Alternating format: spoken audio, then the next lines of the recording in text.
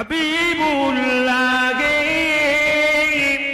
নবী জনাবে মুহাম্মদুর রাসূলুল্লাহ সাল্লাল্লাহু আলাইহি ওয়াসাল্লাম আল্লাহ নবী ছোটবেলাতেই আল্লাহ নবী মক্কার বালকদের সঙ্গে খেলাধুলা করেন, মক্কার বাচ্চাদের সঙ্গে খেলাধুলা করেন।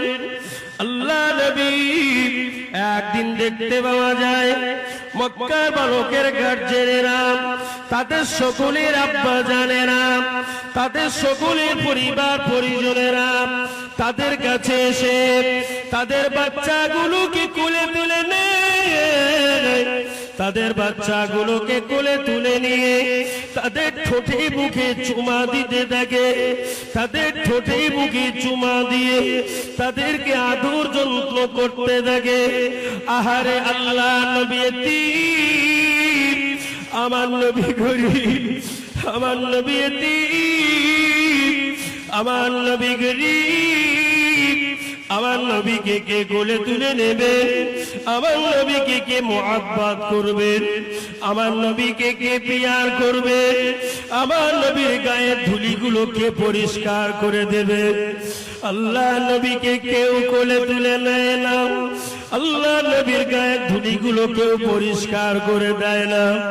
আল্লাহ নবী নূর নবী আমার একটি খাজুর গাছের গোড়ায় বসে বসে অঝর নয়নে টুকুরিয়ে টুকুরিয়ে টুকুরিয়ে টুকুরিয়ে কাঁদেন।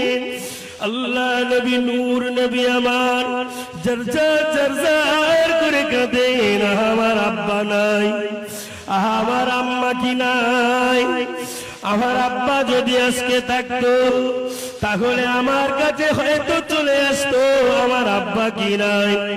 মক্কার সমস্ত বালকের গার্জেনেরা, মক্কার সমস্ত বালকের আব্বারা মায়েরা তাদের কাছে এসে তাদের গায়ের ধুলিগুলো পরিষ্কার করে দেয়, তাদেরকে ঠোঁটে মুখে চুমা দিতে থাকে।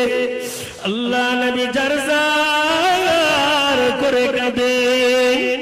আল্লাহ নবীর আম্মা জান আর থাকতে পারেন নাই, সূর্য ডুবে যায়, সন্ধ্যা নেমে আসে, সূর্য ডুবে যায়, সন্ধ্যা নেমে আসে। আল্লাহ নবীর আম্মা জান হযরতে মা আমিনা রাদিয়াল্লাহু তাআলা মক্কার বালকদেরকে জিজ্ঞাসা করেছিলেন,